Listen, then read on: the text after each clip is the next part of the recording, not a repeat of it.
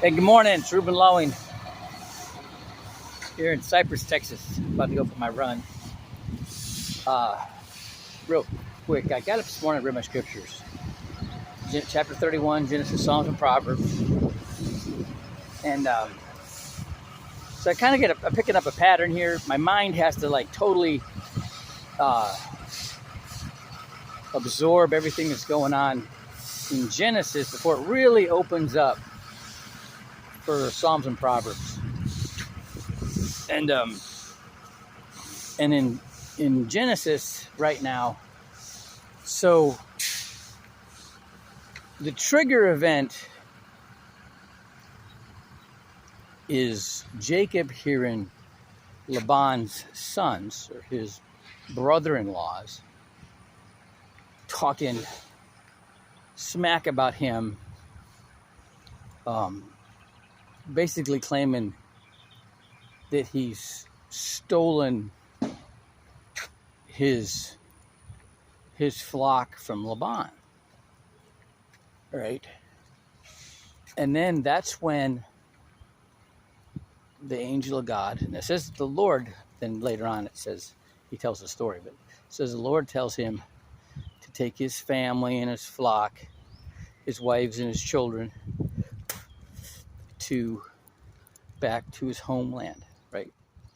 And so then he tells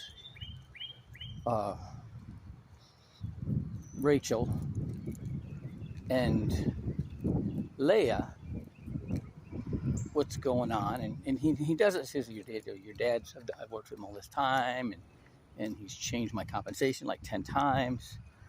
And then they start getting all riled up too, and has he given away our birthright, and they get all mad. And Rachel steals, so while Laban is going out to shear his sheep, and these details matter, right? Rachel goes in the house and steals the idols of pagan gods that he has in his house. And then they take off.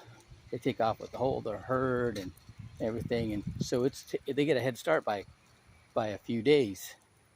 I think like 7 days. And then so Laban and his crew, his posse, take after him. And when he catches up to him, right,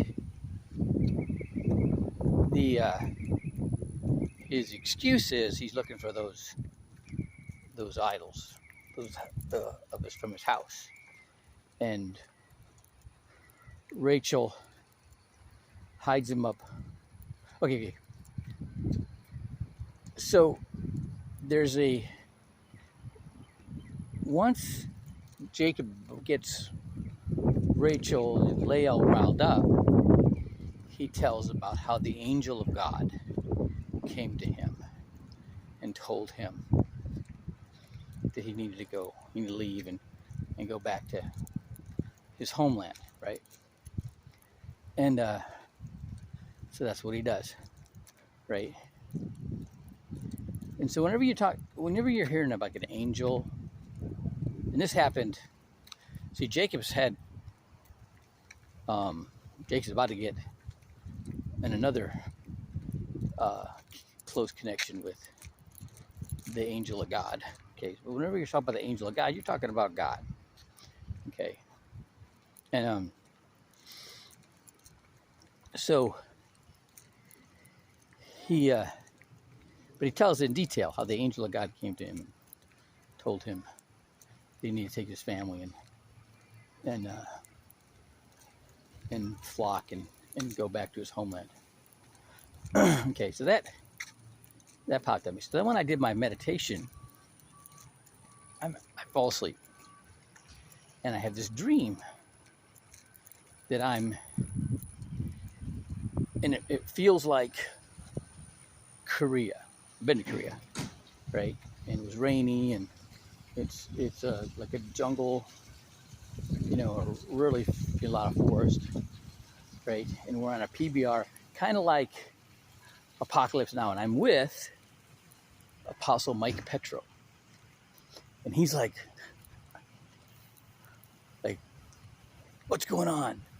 And I'm like, well, we're close to the DMZ. We're close to it was either either North Korea or China. We're close to.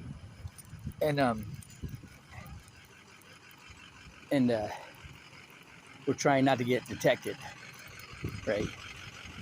And flares are going up, and I'm trying to get him to hide. And then I run into, there's some guys like Mike Haven, who's a literature teacher and a fiction writer, science fiction writer now, but he was in my platoon in Panama, and he's in the dream. and DB Hayes, who was a corpsman in Panama, they're all in the dream with me, right? And but the apostles, like, you know, really getting into it. And it reminded me of when I took my kid, my oldest son, scuba diving. I'm all, he's all like, wow, check this out, right? And I'm like checking his air, checking his depth, and I'm just all worried about, him. And that's kind of how I was with the apostle.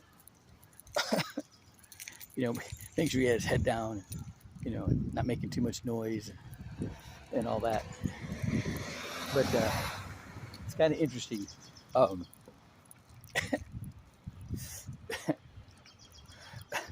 What was going on in my dream? My meditation that turned into a dream. It was kind of wild. But what came out of the reading to me and the meditation is Jacob didn't come right out and talk about how the angel of God had come to him. He had to lay out all his reasons, the changing his pay 10 times and being, not treating him like part of the family, and so when you catch people doing that, that's there's an excuse about to come. Okay. and I don't like excuses. God doesn't like excuses. Okay. I mean, just saying God told me that we need to get going would have been enough. Now, maybe he felt that he had to justify it because he's getting his daughters to leave their father. Okay. And then now they ended up, because God went to Laban and told him not to say anything good or bad against Jacob. And so he basically, his hands were tied. He couldn't really do anything. He knew better than to do anything against Jacob. And so because of that, they reconciled. And when they split, they had a covenant with each other. And he got to kiss his daughters and his grandkids goodbye. And that was, that's the end of that chapter. All right. So there's a whole bunch of stuff in here, and I've, thank God it's only the first week of the month, right? Because I got do a lot of unpacking with the symbolism and all that. So, all right. Have a great Tuesday.